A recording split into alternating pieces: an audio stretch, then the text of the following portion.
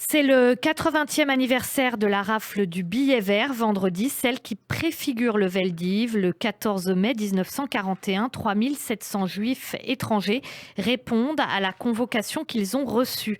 Ils sont invités à se présenter dans les commissariats de leur quartier pour un examen de situation. Leur liste a été établie grâce au recensement des autorités françaises sur ordre des nazis. Parmi eux, il y a Kalma Apferbaum.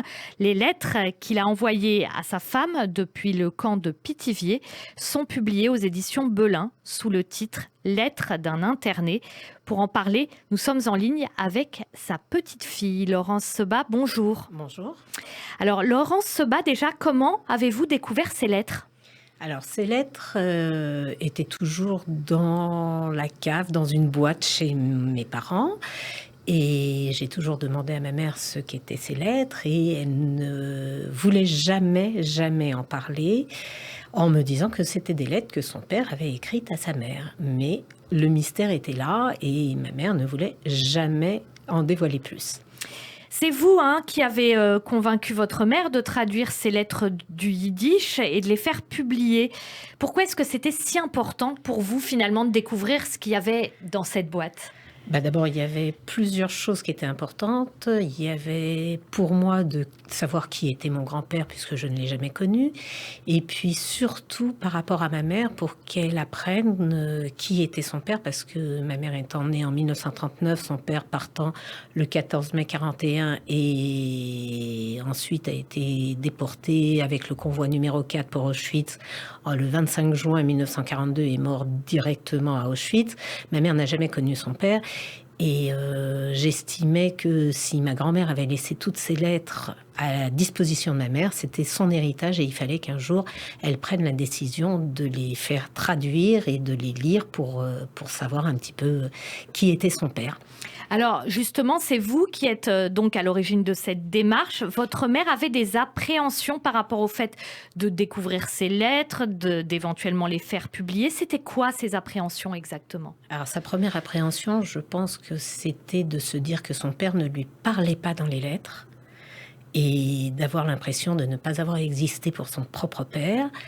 Et en plus, elle avait peur de rentrer dans l'intimité de sa mère et de son père et de ne pas y être inscrite. Voilà. Parce que c'est vrai, il y a beaucoup de lettres d'amour aussi dans ces lettres qu'il a envoyées à sa femme. C'est avant tout des lettres d'amour, mais en même temps, on voit tout le parcours parce qu'on a eu la chance d'avoir des lettres qui datent d'août 41 jusqu'à la veille de son départ, donc le 24 juin 1942, et il est parti le 24 juin, donc c'est vraiment la dernière lettre, et où on voit en même temps le parcours des gens, de tous ces hommes qui ont vécu dans le camp pendant un an, et la progression de leur semi-liberté jusqu'à leur fin. Alors justement, qu'est-ce qui vous a le plus marqué par rapport à ça, par rapport à ce qui est arrivé à Pithiviers, à Kalma Apfelbaum ? Alors, ce qui m'a le plus marqué, c'est, outre le fait que j'ai appris à connaître mon grand-père, ce qui est déjà énorme, de voir comment la vie se déroulait, de voir que d'un côté, ma grand-mère envoyait des colis à mon grand-père, et ça pratiquement toutes les semaines, de nourriture, et de l'autre côté, mon grand-père se débrouillait pour lui faire parvenir sur Paris également de la nourriture. Et ça, c'est fou, quoi. Il y avait ça, le fait qu'au début, pendant les premiers mois, ma grand-mère pouvait venir, comme toutes les autres femmes, parce que c'était pas un régime particulier que pour mes grands-parents. Ma grand-mère pouvait donc venir le dimanche voir mon grand-père, et mon grand-père avait le droit de sortir du camp. Il se voyait au café, à l'hôtel, je sais pas exactement où, et à la fin de la journée, chacun rentrait, un dans le camp et l'autre à Paris. Et ça, c'est effrayant quand on y pense. Oui, parce que nous, on connaît la fin de l'histoire, mais effectivement, votre grand-père voulait être en règle pour ne pas avoir de soucis, c'est ça? C'est exactement ça. Il est né, alors, lui est né en Pologne, à Novi Corcine. Il s'est marié en France avec ma grand-mère en 1937 à la synagogue de la rue Buffo. Ma mère est née en 1939 en France.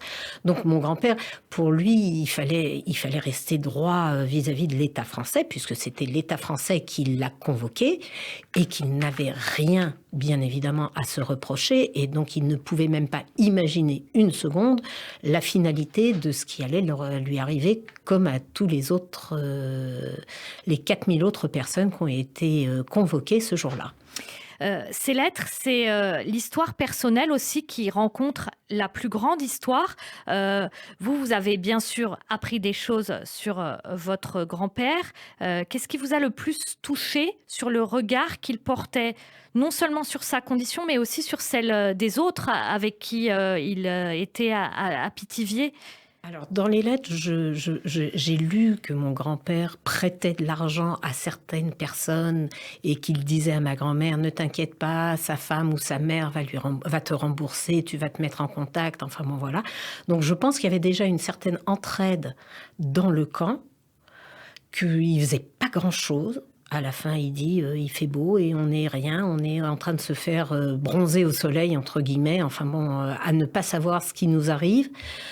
Il a essayé de sortir parce qu'il y avait une sucrerie pas très loin de Pithiviers, donc il a essayé de faire partie de ces gens qui pouvaient aller travailler pour essayer de gagner un petit peu d'argent et en même temps de sortir un petit peu de leurs conditions dans le camp.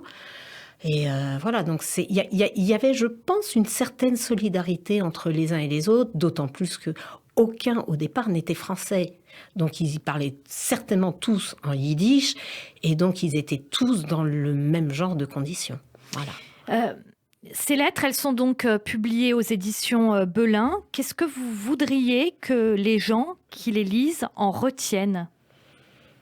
Alors, il y a le côté d'une histoire d'amour extraordinaire, jusqu'à la dernière ligne. Et à côté, il y a l'histoire, comme vous avez dit, avec un grand H, même si c'est une petite histoire pour certaines personnes.